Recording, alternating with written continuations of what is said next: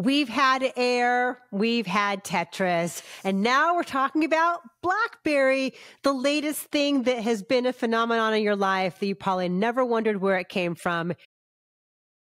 Here is the BlackBerry origin story in theaters. Actually, we're a little bit early on this, but we're talking about it today with the fantastic Dave White, filling in for his lovely husband, Alonso. Hello. For the last time. No, we're going to get you to come back. No, never again. Your audience beckons. I'm through. This is it. Well, then you've got to subscribe, folks, in case Dave White comes back. You don't want to miss it. I'll be back. Yeah. He might be here again, and we're heading into the summer movie season, so we've got Fast X coming. Oh, I will not be here for Fast X. No, no. You get me some Romanian stuff, and I'll be right there. But no. What do you call it? It's called a BlackBerry. Huh. Try typing with your thumbs. This is from director and co-writer and co-star Matt Johnson, and this is super Canadian. This is like one of the more Canadian movies I have seen in my life, and I mean that as an absolute compliment. Letterkenny, totally. This Trailer Park Boys. Goon is in there. Yeah. So this is about the origin story of the BlackBerry and how it's the mobile device that everybody had until the iPhone arrived and just obliterated it off the map. It's about the nerdy, kind of quiet engineer played by Jay Baruchel and the brash bulldozer of a corporate executive played by Glenn Howerton, who, like, I did not even realize that was him at first.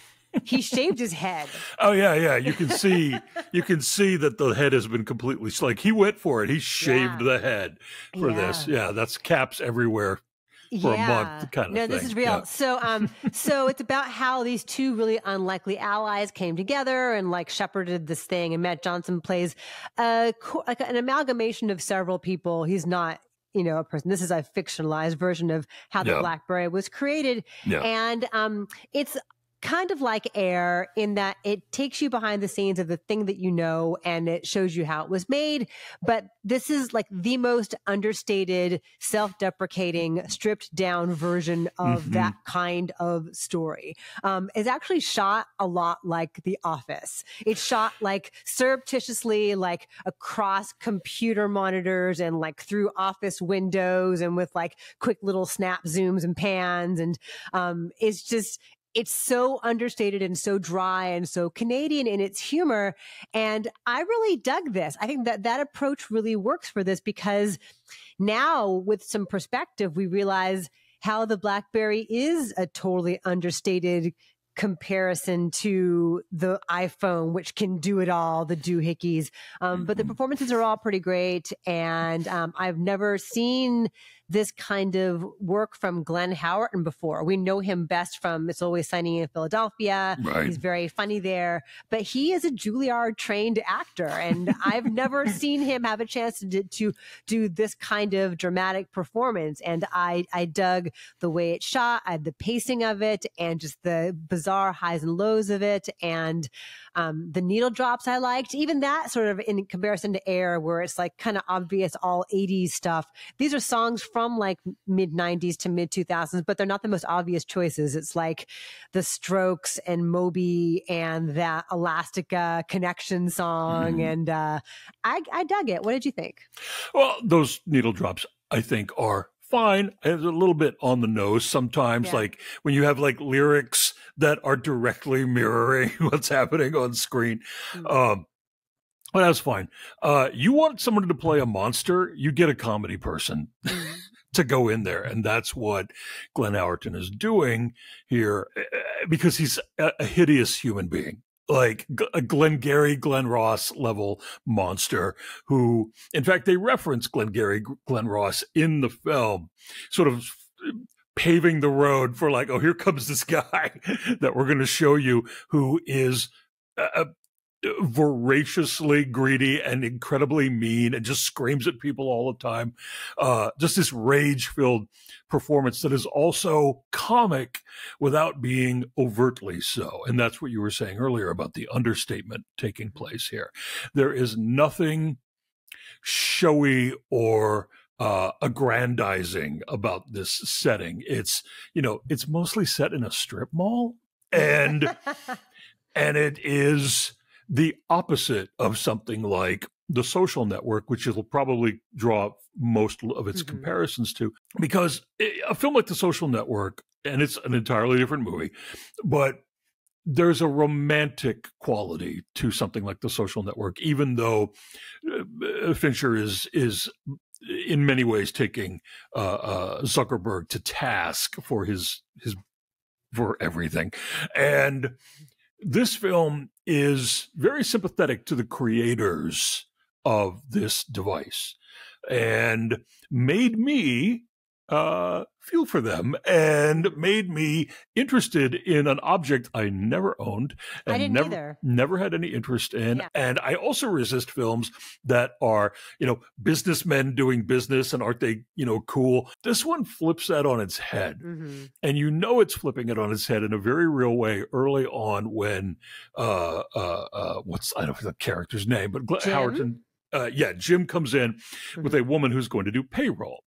And every man-child in the place stops, and they aren't looking at her lasciviously. They're looking at her like, oh my God, a girl, what do we do? Like, there are no women in this film of any significance. And I think that's by design, that you've got this atmosphere of boys who are 35 and who are, they want pizza and they want to have office movie night, and they want everything except the pressure of being in the world. Like, that's the whole reason they became, computer nerds in the first place, is so they could hide, and that is, I think, the emotional component of this film. I also love to watch when, terrible business people take a fall. He's totally inept, isn't he? He's got all of the ambition and like the snarling. I've been catching up on Succession lately. And so to watch somebody like a CEO in a private jet, like yelling at his pilot and, complaining about the threat of a hostile takeover. I'm like, this is all very familiar, but like Succession, they're pretty good at it. And here he's like play acting. It's like cosplay of all of that. And so that's kind of entertaining. And I like Jay Baruchel in this a lot too. I think there's a great affection for all those engineers who were just like psyched to make something. They wanted to make something cool. Something cool, and to like use their brain for something that was like exciting and would change the world. And then this guy comes in and just ruins it all. And also there's a whole subplot, speaking of the Canadianness of this movie, there's a whole subplot where Jim Bosley tries to buy the Pittsburgh Penguins and then like moves them to Hamilton. Right. And that's all he really cares about. Is like the hockey, like he's buddies with Gary Bettman, the NHL commissioner, or so he thinks. And so I enjoyed that whole element of it too. So yeah, there's great affection for the ineptitude and for the nerdiness at play here. It's like a nice indictment.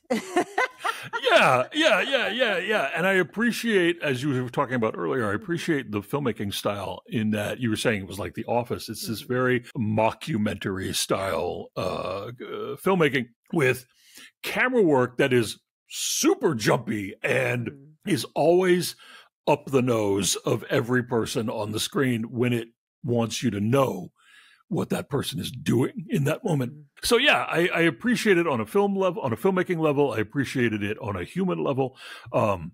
Although it did not convince me to actually care about a cell phone. So wait till the iPhone movie comes out. Ever. Oh, I won't be going to that. What's your number then, Dave? 7. Okay. Also like 8.5. I was very entertained. It is all of 2 hours long, but it kind of zips by. I thought the pretty long. Good. It's kind of long. Yeah. All right. So BlackBerry is in theaters starting this Friday. Go and you can look on your phone for movie times and go check it out.